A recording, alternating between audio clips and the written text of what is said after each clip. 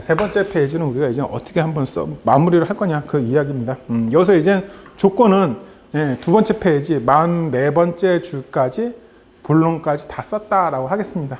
썼는데도 불구하고 난 한 페이지가 남아요 라고 이제 말씀하시는 거를 기준으로 할게요. 그랬을 때 부담감을 덜어줄 수 있는 게 있어요. 뭐냐? 그랬더니 우리가 끝까지 다 쓰면 66줄이에요. 근데 55줄 이상 쓰면은 거기다가 키워드, 거기다가 중요 포인트를 썼다면 66줄을 꼭 쓰지 않아도 합격 점수는 나옵니다. 그래서 요즘번 시험에도 저희 학원생 중에 누구 하나가 55줄밖에 못 썼다는 거, 시간이 너무 없어가지고 55줄만 개발 내발 다 썼는데 59점대로 받아왔거든요. 170 몇 점대로 계속 받았대요. 그래서 2, 3, 4교시 두 번째 시험인가 첫 번째 시험인가 그런데 그 이야기예요. 그래서 많이 쓰지는 않아도 된다. 만약에 내가 제대로 공부를 해서 키워드나 중요 포인트들을 전부 다 알고 있다면 예를 들어서 콘크리트의 균열에 관련된 균열의 원인과 대책에 대해서 설명하세요 라고 이렇게 문제가 출제가 됐다면 마지막 페이지에 그럼 혹시나 균열이 발생했다면 나는 어떻게 처리를 할 것이냐 라는 그 후처리 방법에 대한 걸 쓰는 게 원래 이제 기본이 되겠죠. 그러면 그 부분을 제대로 썼다면 굳이 거기까지 쓰고 끝을 썼는데 55줄이라면 점수가 안 나올 일이 없다. 뭐 이런 거예요. 아스팔트 포장 소성 변형이 나왔어요. 근데 마지막 쪽에 뭐 MCI나 PSI를 썼어. 그러고 나서 마무리했어. 근데 55줄을 썼네. 점수가 안 나올 일이 없다는 거예요. 이 이야기입니다. 그래서 만약에 나는 부담이 된다 하시는 분들은 그냥 55줄까지만 쓰고 나온다. 대신에 공부는 제대로 한다. 뭘 가지고 제대로 할까요? 교재를 가지고. 만약에 교재에 나는 중요한 걸 모른다 라고 하시는 분들이 있을 수 있어요. 그러면은요 A, B, C 학원 거 교재를 다 사세요. 사가지고 같은 문제가 나온 게 있을 거 아니에요. 학원마다 뭐 정렬되는 순서나 문제 순서나 이런 거 다 틀릴 수 있어. 하지만 같은 문제를 가지고 설명하는 경우가 꽤 있을 거예요. 그럼 그걸 같이 펴놔. 같이 펴놓고 나서 공통으로 들어가는 아이템들이 뭐가 있네. A, B, C가 똑같이 다 들어가네. 그건 무조건 써줘야 되는 거지.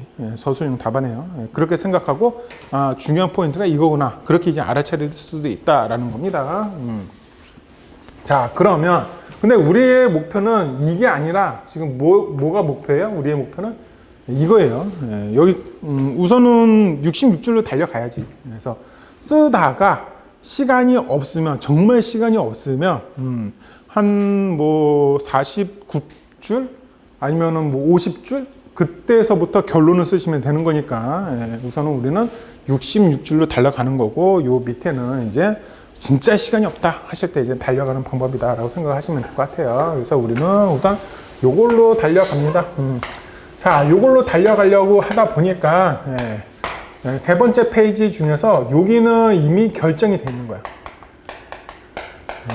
결정이 되어 있는데 결정이 여기까지 되어져 있는 경우도 있어요. 간혹되다가. 그래서 결정이 여기까지 되는 경우도 있더라. 그래서 결정 1, 결정 2라고 보겠습니다. 그래서 거의 반 페이지까지도 이미 결정되어 있다 라고 한다 그러면은 답안 쓰는 범위가 줄어들겠죠. 그렇죠?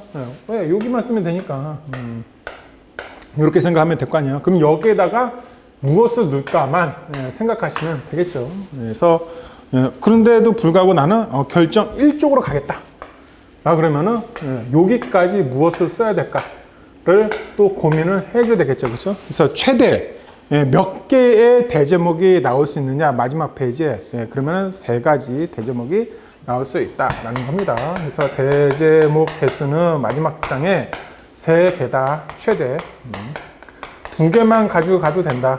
그런데 이 3개 중에서 1개는 정해져 있다. 뭐가 정해져 있느냐라고 했더니 결론이라는 것이 정해져 있습니다. 다른 말로 하면은 매진말이 되겠죠.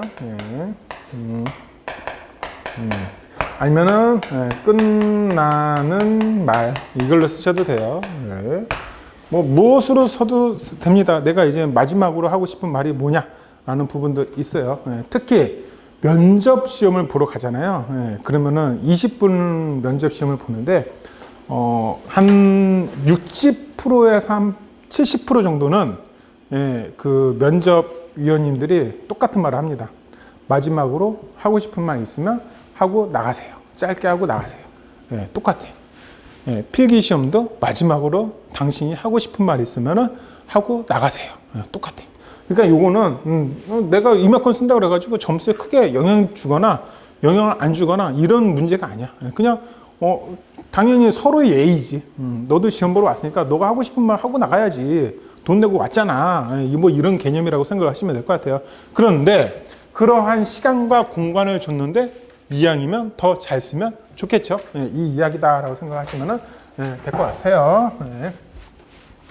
자, 요거 이제 조금만 더 할게요. 다른 말로 한다 그러면은 현장 책임자로서의 재현, 아니면은 기술적 배경, 발언, 뭐 이런 말 여러 가지 말들이 있어요. 쓰고 싶은 말 그냥 쓰십시오. 만약에 나는 어떤 문제가 출제가 됐는데 이게 경제적 효과랑 연관성이 많은 거라고 만약에 이야기를 할게요. 예를 들어서 종심제가 문제가 출제가 됐다. 그럼 마지막 결론이라는 말 대신에 종심제의 경제적 효과 파급에 관한 현장 대리인으로서의 제안, 이런 식으로 해서 끝맺은 말을 써도 되거든요. 제가 조금 길게 만들어 봤는데 그런 식으로 가도 아무 상관이 없다. 자꾸 제가 무엇을 여러분들한테 이야기하는 거예요 그랬더니 자꾸 다른 사람과 나는 틀린 사람이다. 나는 다른 사람이다. 나는 일반적인 사람이 아니다. 나는 앞으로 기술사가 될 사람이니까 나의 생각을 이렇게 나는 너한테 전한다라는 거를 피력할 줄 아시는 단어들을 좀 쓰면 좋다라고 생각을 하시면 될 것 같아요. 자, 그러면 이 물음표부터 우리가 이제 공부를 해 봅시다. 읽기 여러분들 다 알고 있어요. 제 수업을 들었다면. 그래서 기본이 되는 것은 공품, 원한, 환입니다. 그래서 공정관리, 품질관리, 원가관리, 안전관리, 환경관리, 이렇게 이제 관리가 여러 가지가 있더라. 그래서 품질관리, 원가관리, 안전관리, 환경관리. 자, 그러면 여기서 이제 이 중에서 원래 토목시공 기술사가 가장 중요한 부분 중에 하나가 뭐냐 그랬더니 이 품질이거든요. 그러면 여기서 분류를 우선 하고 갈게요. 이 품질에는 어떠한 품질들이 있는지 한번 우선 알아볼게요. 그래서 가장 우리가 많이 쓰는 품질적인 부분 중에 하나가 계측이에요. 계측도 품질에 들어간다. 계측을 잘 해서 이게 품질에 문제 없게끔 해야 되겠죠. 그 이야기예요. 쉽게 얘기를 하자 그러면은 두 번째는 어떠한 기준에 대한 판단입니다. 예를 들어서 지지력이 얼마 이상 나와야 돼. 어떤 기준이 있겠죠, 그죠? 그래서 이것도 전부 다 품질이다라고 생각을 하시면 될 것 같아요. 그리고 만약에 물어보진 않은 경우 있어요. 물어보진 않았어. 물어보지는 않은 거야. 아는 건데 써야 할 것 같은 거. 이게 예를 들자 그러면은 주의사항을 안 물어봤어요. 시공시 주의사항. 근데 안 물어봤는데 써야 될 것 같아. 암만 해도 문맥상. 그럼 그것도 이제 품질이라고 생각하시면 돼요. 예를 들어서 시공시 주의사항. 물어보지는 않았지만 만약에 이걸 안 물어본 건데 이거를 첫 페이지에 쓰기에는 좀 그래. 그럼 마지막 페이지에 들어와야 되겠죠. 이런 것들 등등등 뭐 비슷한 거 있을 거예요. 그래서 크게 봤을 때 이렇게 좀 보시면 될 것 같아요. 그래서 이런 쪽이 품질이구나. 나머지는 다 그냥 분류가 없이 그냥 우선 하나로 보십시오. 너무 분류를 많이 하고 너무 복잡하게 들어가면은 머리만 이제 복잡해질 수 있으니까 이렇게 이제 한번 가보겠다라는 겁니다. 자, 이 중에서 특성들이 있어요. 예를 들어서 이 안전을 내가 꼭 써야 된다라 그러면 예를 들어 교량이나 아니면은 거푸집 공사에 관련된 문제가 출제가 된다면 안전에 대한 이야기가 무조건 마지막 장에 들어가야 된다는 거죠. 그죠? 예. 예를 들어서, 예.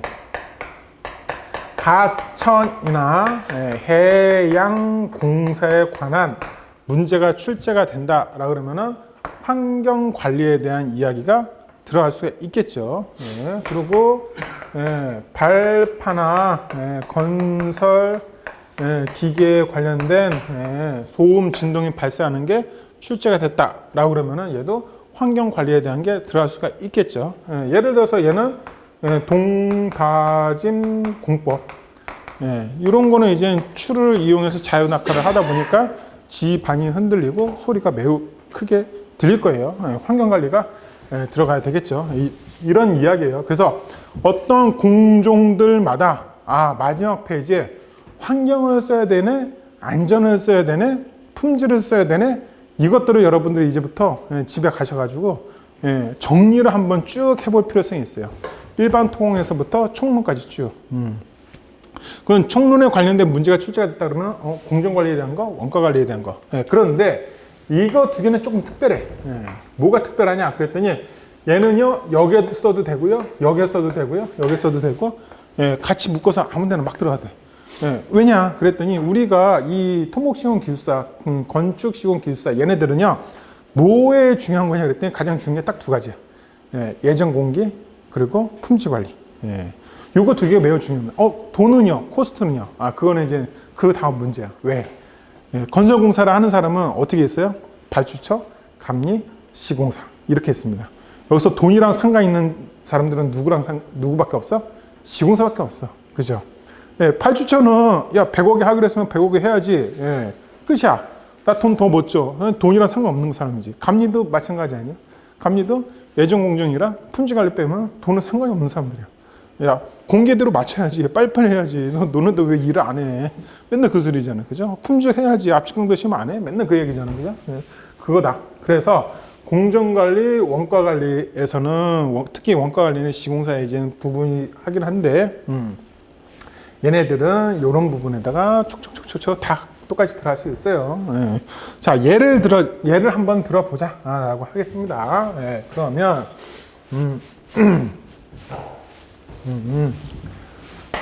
건설 기계의 작업 능률 향상 방안 및 노후화 기계 처리 방안에 대해서 설명하세요 라고 문제가 출제됐다 라고 한번 해보겠습니다. 이랬을 경우에 이제 마지막 장만 우리가 생각을 해보자 이겁니다. 그러면 이 문제에서 마지막 장의 공품 원활환에서 가장 많이 해당이 되는 것을 골라보는 거죠. 공정관리에 해당이 되겠네, 원가관리에 해당이 되겠네, 안전이 해당되겠네, 환경이 해당이 되겠네. 근데 마지막 장에는 몇 개를 쓴다 그랬어요? 최대 3개인데 하나는 정해져 있어. 그러면은 쓸 수 있는 거는 2개밖에 없어요. 대제목이. 근데 이 2개를 하나는 공정, 하나는 원가 이렇게 쓰지는 않아요. 왜냐 그러면은 얘네들은 전부 다 엑스트라고요. 곁다리 내가 모질란 부분을 채워주는 부분이란 말이에요. 그래서 모질란 부분 채워주는 거를 2번 연속 쓰지는 않는다라고 생각하시면 돼요. 근데 특이한 경우는 있어요. 품질을 썼을 때는